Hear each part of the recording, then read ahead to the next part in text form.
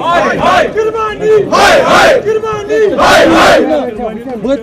नारे तकबीर अल्लाहू अकबर। हमने इससे पहले भी परसों एक एहतजाज किया था, पूरा मन एहतजाज किया था हमने, मतलब जो सराउंडिंग्स है मतलब हमारी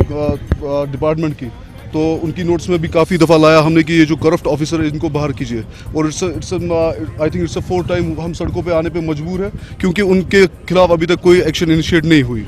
जबकि हमने उनकी मतलब जो करप्शन की जितनी भी एविडेंस थी वो कंसर्न डिपार्टमेंट को पहले ही दे दी थी टाइम टू टाइम। और हमें लगता है जहाँ तक कामों का ताल्लुक है, हमने जब से बाइकआउट किया है तो ये बाइकआउट अभी तक कंटिन्यू हो रहा है। अभी तक 47 जो वर्क्स है अभी फ्रेश हो चुके हैं, जबकि मतलब जबकि फाइनेंशियल ईयर क्लोज हो रहा है। तो हमें लगता है कि ये एक फिर सोची साजिश के तहत हो रहा है ताकि फंड्स डाइवर्ट हो जाए जम्मू या कहीं हो, या अगर वैसा भी नहीं हो रहा है तो फिर ऐसा हो जाएगा कि जब परसों फाइनेंशियल ईयर क्लोज हो जाएगा तो लैब्स जितना भी होगा तो फिर उसमें कोई अकाउंटेबिलिटी है ही नहीं मेरे ख्याल से,